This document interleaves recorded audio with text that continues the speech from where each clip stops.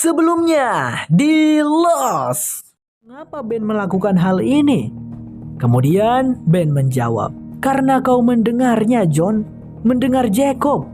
Sekarang katakan padaku apa yang Jacob katakan padamu, desak Ben.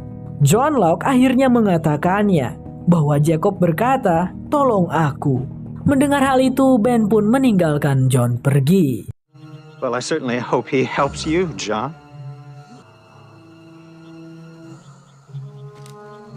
Ini adalah channel Malfresh, menghadirkan alur cerita yang sangat the best, bisa menghibur dan menghilangkan stres. Yang belum subscribe ya subscribe dulu guys.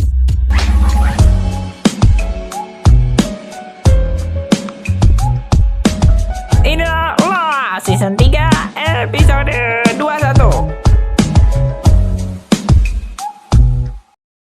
Pada pembukaan episode 21 ini memperlihatkan seorang pemuda yang sedang terburu-buru sangat tergesa-gesa meluncurkan perahunya ke perairan, lalu mendayung dengan sekuat tenaga.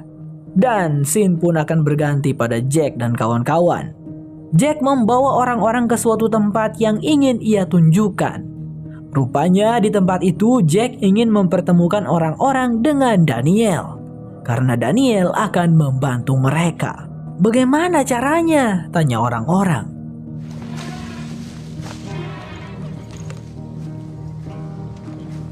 Show him. Jack memberikan instruksi bahwasanya kini mereka tidak boleh bersembunyi lagi dari The Others. Mereka tidak boleh lari lagi. Kini mereka harus melawan The Others dan Jack bersama Daniel sudah punya rencana. Oh, jadi kemarin Jack dan Juliet menghilang karena menemui Daniel dulu ya. Diketahui nanti The Others kan akan datang ke campnya mereka untuk mengambil para wanita hamil. Dan Juliet kan ditugaskan oleh Benjamin untuk menandai tenda-tenda wanita yang diduga hamil dengan menggunakan batu berwarna putih. Nah, nanti mereka akan mengisi tenda-tenda tersebut dengan dinamit yang Daniel sudah angkut dari bangkai kapal Black Rock. Jadi ketika para The Others datang, kita akan meledakkan mereka, ucapnya Jack dengan mantap. Singkat cerita, Jack dan kawan-kawan pun sudah kembali ke perkemahan pantai dan mulai memasang dinamit beserta pemicunya. Karena mereka juga harus mengambil kawat pada puing-puing pesawat untuk digunakan sebagai pemicu, Daniel memperkirakan pemasangan ini akan selesai dalam 24 jam. Intinya besok malam saat The Others datang, mereka sudah siap sedia. Lalu setelah itu, Said mengajak Jack berbicara. Ini adalah tentang telepon satelitnya. Said kini sudah mengetahui mengapa telepon satelitnya Naomi tidak bisa mengirimkan sinyal transmisi. Itu dikarenakan di pulau ini terdapat sinyal bahaya dari Daniel yang mengesampingkan frekuensinya. Said akan mematikan sinyal Daniel tersebut dan ia meminta Daniel untuk memberitahukan di mana lokasi menara radionya. Mendengar hal itu, Juliet angkat bicara. Tidak Said, itu akan tetap gagal. Karena Ben telah menggunakan salah satu stasiun Dharma Inisiatif untuk memblokir semua sinyal dari pulau kecuali sinyal milik The Others. Jadi stasiun tersebut harus dinonaktifkan juga guys, jelasnya Juliet. Stasiun tersebut bernama Looking Glass. Tempatnya berada di bawah laut, tapi Juliet tidak tahu pasti di mana letak lokasinya. Flashback masa lalu memperlihatkan Charlie bersama Liam dan rekan-rekan band Drive Shaft mereka terjebak di jalanan sepi di tengah-tengah hujan, ban mobil mereka bocor. Ini semua adalah idenya Liam yang menerima tawaran manggung di perkampungan dengan bayaran yang tidak banyak. Ya, band Drive Shaft mereka ini bisa dibilang tidak jos. Album-album mereka tidak terjual di pasaran dan menurut Charlie, band mereka ini cukup berakhir di sini saja. Ia sudah menyerah. Akan tetapi, tiba-tiba terdengar di radio lagu mereka diputar. You are everybody. Betapa senang dan bahagianya Charlie, Liam, dan kawan-kawan di sana. Akhirnya lagu mereka muncul di radio. On the radio.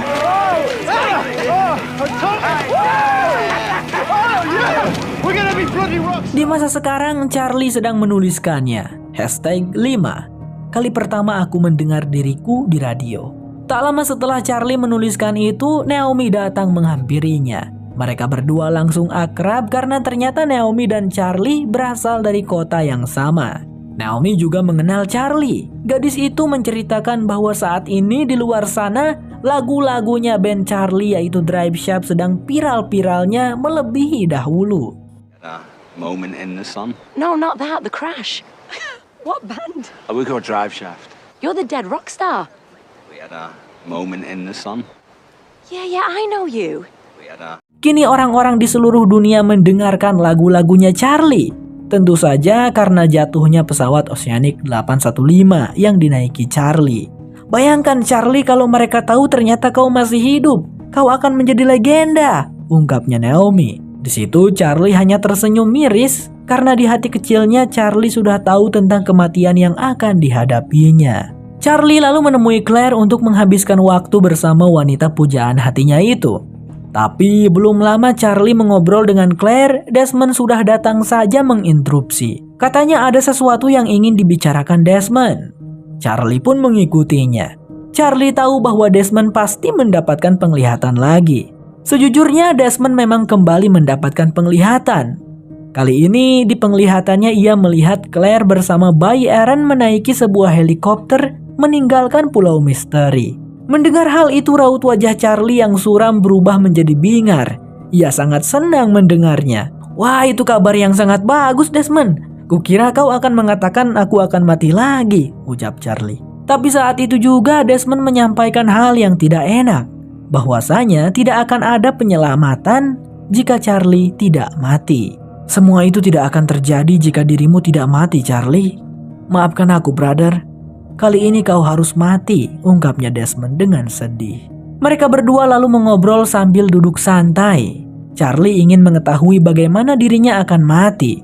Dan Desmond pun menceritakan nantinya Charlie akan berada di sebuah ruangan penuh peralatan yang terdapat lampu kuning berkedip di atas saklar. Charlie akan menjentikan saklarnya dan Charlie akan mati tenggelam. Meskipun menghadapi kematian sangatlah mengerikan, namun Charlie bersedia segenap jiwa melakukannya jika itu demi Claire dan Aaron. Ia sangat menginginkan Claire dan Aaron diselamatkan. Jadi Charlie pun bersedia untuk mati.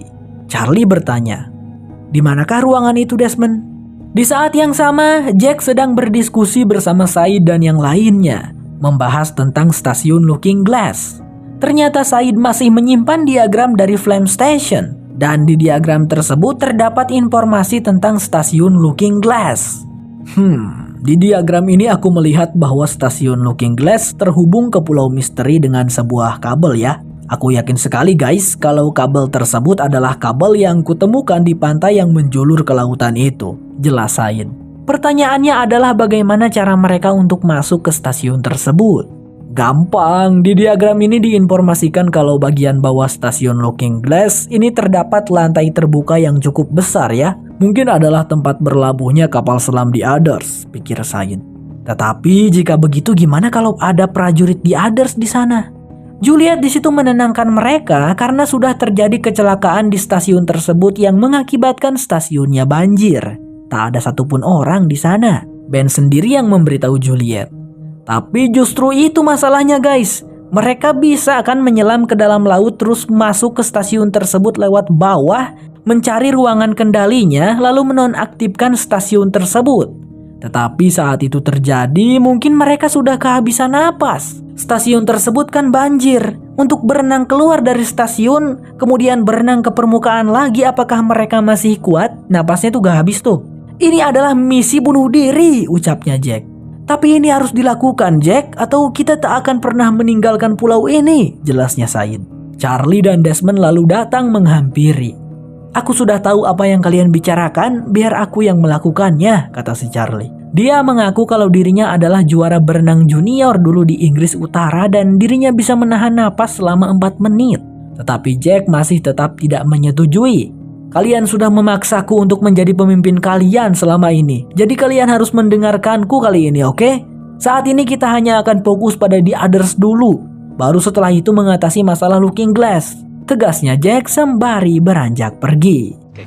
Charlie, you don't even know what we're talking about. No. down, turn off that bloody switch, swim a cup. For 90 days, I've been asked to make decisions for this entire camp.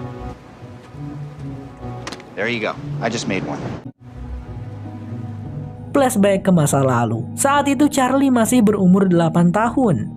Charlie tampak sangat ketakutan melihat air. Ia tidak berani untuk belajar berenang. Tetapi sang ayah berhasil meyakinkan Charlie kecil, sehingga Charlie kecil pun melompat dan sang ayah segera menangkap Charlie. Lalu mengajarinya berenang dengan penuh canda tawa. Charlie terlihat sangat senang. Di masa sekarang Charlie sedang menuliskannya.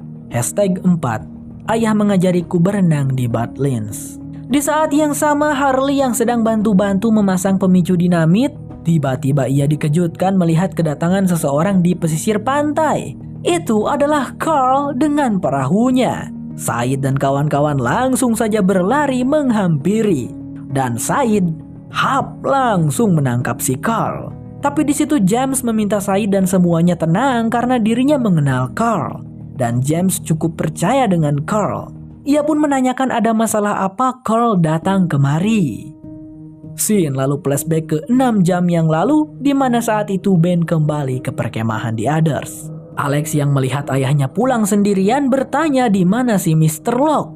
Namun bukannya menjawab, Ben hanya mengembalikan pistol Alex yang dipinjamkan kepada John Locke kemarin. Richard di sana juga langsung menghampiri Ben, menanyakan ada apa gerangan dan kemanakah si John Locke.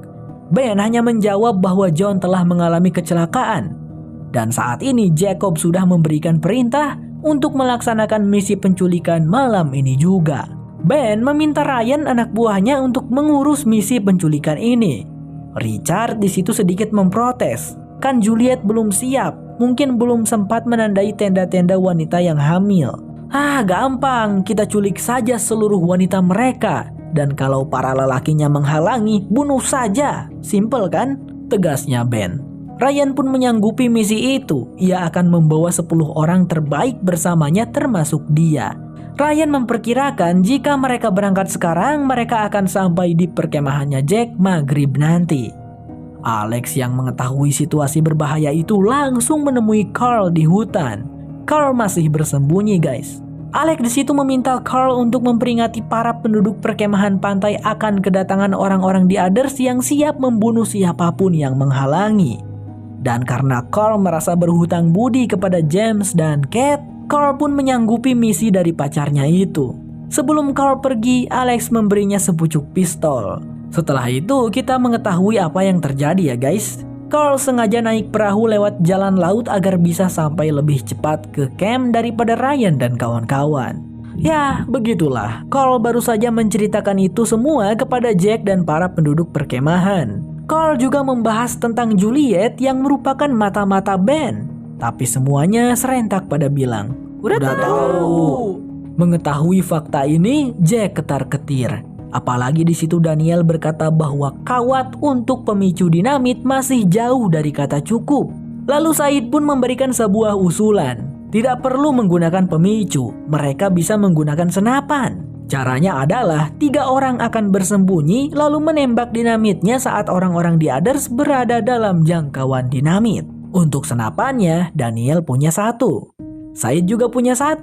Mereka butuh 1 lagi. Untungnya Carl punya 1 pistol pemberian dari Alex dan diberikan kepada mereka. Lalu Jack kembali speak up. Rencana Said ini masih berpotensi bisa gagal guys. Jadi Jack ingin membuat antisipasinya. Di saat rencana dijalankan, hanya ada 3 orang saja yang tetap berada di camp untuk menjalankan rencana itu. Sementara sisanya akan pergi ke menara radio dipandu oleh Daniel. Karena di Others yang datang ada 10 orang dengan senjata api yang lengkap, tentu Jack tidak mau mengambil resiko. Kalau gagal dan di Others berhasil merebut Naomi, pupus sudah harapan mereka untuk pergi dari pulau ini. Tidak hanya itu, mereka semua mungkin bisa mati. Jadi Jack pun bertanya pada Charlie apakah Charlie masih bersedia untuk menyelam, menonaktifkan stasiun Looking Glass? Ya, tentu saja, jawabnya Charlie. Desmond juga akan menemani Charlie katanya. Claire raut wajahnya terlihat khawatir. Charlie.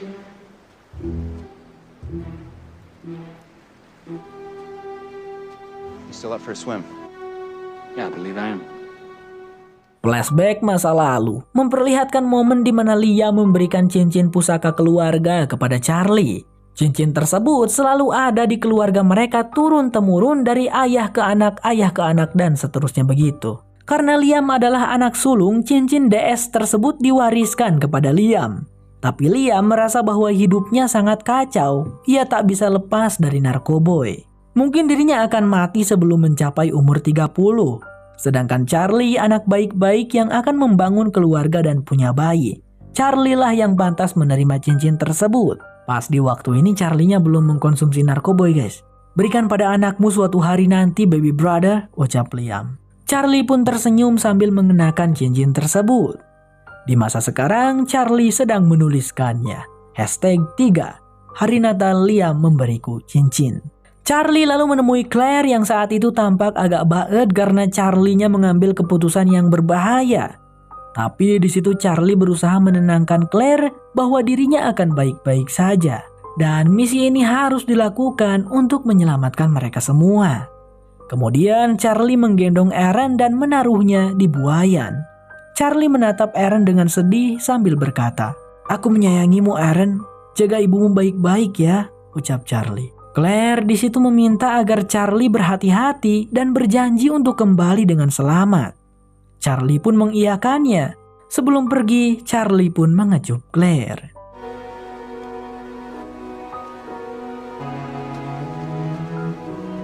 Flashback masa lalu. Charlie saat itu kehujanan setelah dirinya mengamen di jalanan. Dan di momen itu, ia melihat seorang wanita yang hendak dijambret. Wanita itu berteriak meminta tolong. Charlie langsung saja berlari ke sana menolong wanita tersebut. Padahal Charlie juga sebenarnya takut dan tidak bisa berkelahi. Untungnya penjambret itu kabur. Ternyata wanita yang ditolong Charlie adalah Nadia guys, cinta sejatinya Said. Nadia di situ berterima kasih sebanyak-banyaknya kepada Charlie. Karena tadi ada 3 orang yang lewat sama sekali tidak ada yang menolongnya. Nadia bahkan menyebut Charlie adalah seorang pahlawan. Di masa sekarang, Charlie sedang menuliskannya. #2 Wanita di luar Covent Garden menyebutku pahlawan. Saat ini ia sedang bersama dengan Desmond bersiap-siap. Desmond membuatkan sebuah sabuk pemberat dari batu. Lalu Hurley datang menghampiri mereka. Katanya Hurley ingin ikut bersama Charlie dan Desmond. Tetapi Charlie tidak mengizinkan karena katanya Hurley terlalu besar, tidak muat di perahunya. Mendengar itu Hurley pun pergi dengan perasaan kecewa. Tapi sebelum Hurley pergi, Charlie memeluk bestinya itu sambil berkata, "Aku menyayangimu Bung, jumpa lagi nanti ya." Hurley pun keheranan ada apa dengan si Charlie kok tiba-tiba begitu. Di saat yang sama Said sedang menguji Bernard. Karena Bernard mencalonkan diri sebagai penembak. Ternyata Pak Tua satu ini memang jago menembak karena dulunya sering berburu. Rose istrinya Pak Bernard awalnya tidak setuju suaminya menjadi tim penembak karena khawatir. Tapi Jack ada di sana berhasil meyakinkan Bu Rose. Dan awalnya Jack juga akan menjadi tim penembak, tetapi Said mencegahnya.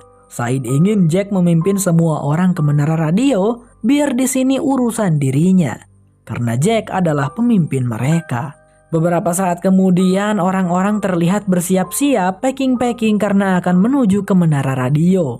Begitu pula Claire bersama bayinya Aaron. Hurley di sana datang untuk membantu wanita itu. Tapi ternyata Charlie meninggalkan cincin DS-nya di buayan Aaron. Cincin tersebut tertinggal di sana. Di saat yang sama Jack bertanya pada Juliet siapakah kandidat penembak ketiga yang ditunjuk oleh Said. Ternyata adalah Jinsu. Saat ini terlihat Jinsu berusaha meyakinkan sang istri agar mengizinkannya dalam misi penting yang satu ini. Semoga aja diizinin sama Mbak Sunhwa-nya. Dan di sisi lain, Charlie bersama dengan Desmond telah sampai di pesisir pantai di mana di sana terdapat kabel yang menjulur ke laut. Untungnya Carl membawa perahu ya, jadi mereka berdua bisa menggunakannya untuk mengikuti kabel ke lautan.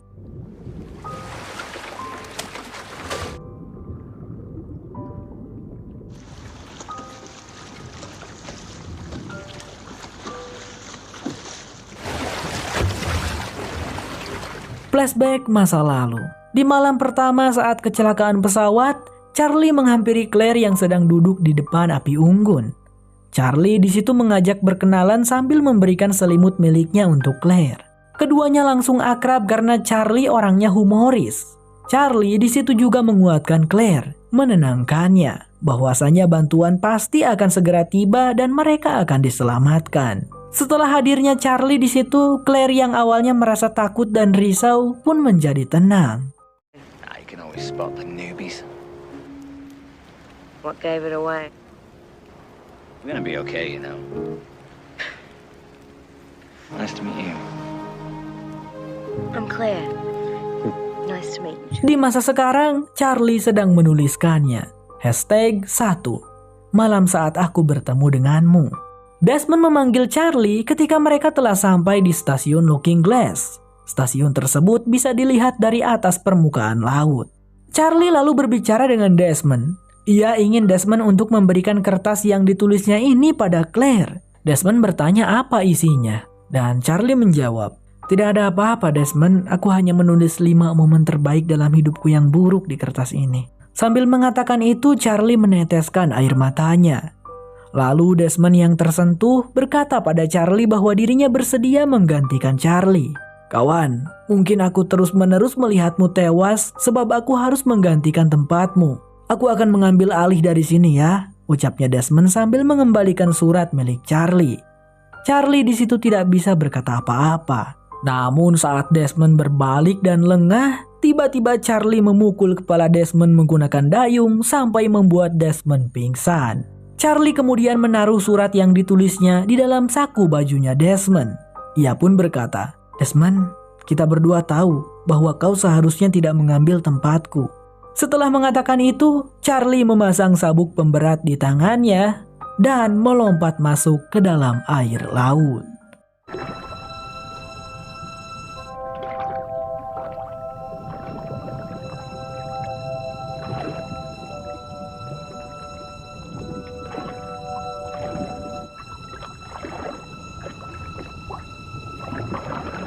Charlie berhasil sampai ke dasar. Ia berenang di bawah stasiun itu untuk mencari pintu masuknya. Padahal ia belum masuk ke dalam dan belum sampai ke ruangan saklar itu, tapi Charlie sudah kehabisan napas. Namun Charlie tetap maju tanpa ragu.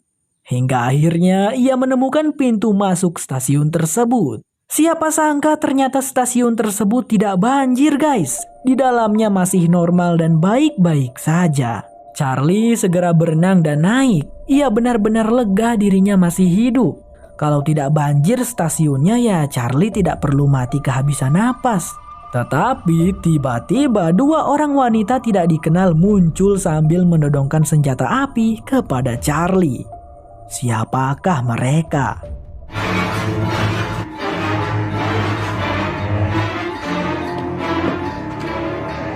Kalau kamu suka dengan channel ini, jangan lupa pencet subscribe-nya ya teman-teman. Sampai jumpa lagi di episode berikutnya. Bye-bye. 泊まりどっかでまたやり直せたら回り出したあのこと僕が被害者面でどっかを